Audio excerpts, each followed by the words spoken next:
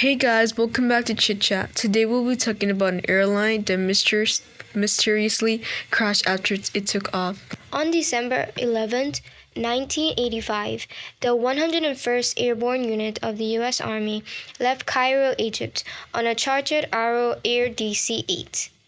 They were going home to Fort Campbell, Kentucky, after a 6-month peacekeeping mission in the Sinai. After one stop in Germany, they landed for refueling at the Gander Airport in Newfoundland, Canada.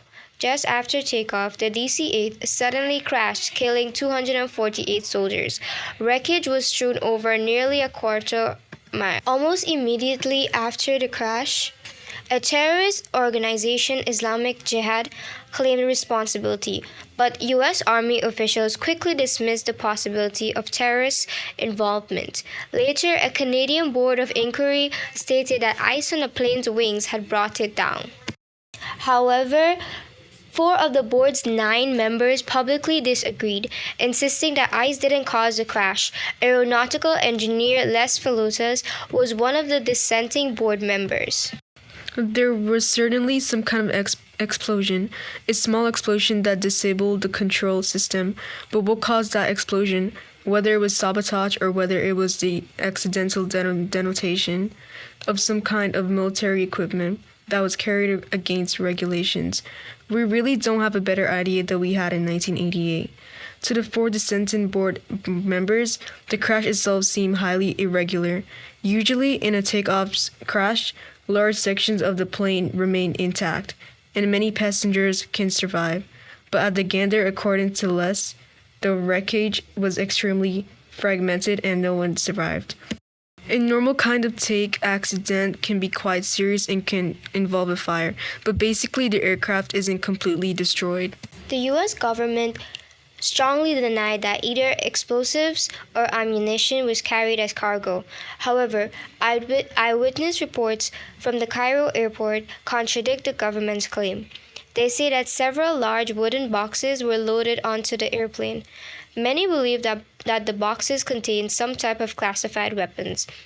One of the rescue workers, Harvey Day, said that he saw 5 wooden boxes at the Gander crash site. I decided to walk down to see what was in the area, and I saw 5 large wooden boxes. They were black, a bit burnt from the fire, and I saw things like missiles and little metal boxes. They looked like ammunition boxes, and it was all piled up very neatly into the cordoned-off area. Day said he also saw an unusual pile of wreckage burning out of control. 2 firefighters were trying to put out with the water, and the minute he took the water away, it just flared back up again. And he said, "We have to do this until it burns out or it cools down to the point where we can remove what's there." Within weeks, Harvey and several other rescue workers began to complain of health problems. The symptoms sounded suspiciously like radiation poisoning. Robert Cox, the president of the Union of Canadian Transport Employees, said that, "I think we had over 30 members who described some type of malady or sickness as a result of the crash. They range from liver problems to what people thought were heart attacks, and just general illnesses. And this is what was checked out, and it got to be rather scary." Harvey Day said that he received some disturbing health news. When the medical reports came in, the receptionist called me, and I went to him, and I'll never forget this. He said, "Harvey, how much do you drink?" I said, "Pardon me?" He said, "How much do you drink?" I said, "I don't drink. Why?" He said, "You've got a liver that is equivalent to somebody who's been drinking excessively for 20 years or more." I couldn't believe what he said. According to one unnamed source, the U.S. government sealed its records of the crash for 70 years. However, several government agencies, including the Department of Defense and the National Transportation Safety Board, deny that any such records exist. Doug Phillips is the father of one of the crash victims. The files on the Gander incident would not be sealed for 70 years if it was simply ice.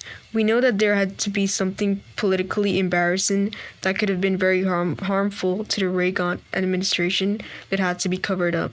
Zona Phillips' stepson died in the crash. As one family member put it, she wants to know if her family member died protecting this country or if he died because our government was protecting itself.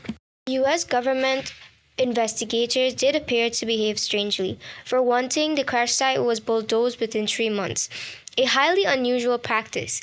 The U.S. Army says it was done simply to discourage souvenir hunters. As a rule, downed airplanes are reassembled in order to study the crash. But in a highly unusual move, authorities quickly buried wreckage from the Gander site in a dump. Dr. Douglas Phillips and his wife Zona were troubled by the official reports. Their son died in the crash, and they formed an organization called Families for Truth About Gander. They requested several pieces of the wreckage and were surprised when the government actually sent them. An expert hired to analyze the scraps claimed that the edges were bent outwards, showing that a blast had occurred inside the plane. For Doug Phillips, this meant only one thing. The airplane exploded in midair and then went down and hit the ground with a gigantic fireball when the fuel ignited. But there's no doubt in my mind that there was a fire or explosion while the plane was still in flight. Dr. Phillips turned up one final telling fact. Autopsies revealed that many of the dead soldiers had a significant amount of carbon monoxide in their bodies. The toxicology report showed that the victims had indeed breathed in carbon monoxide prior to the plane hitting the ground and exploding. This had to be a form of detonation, a fire, or explosion on board the craft.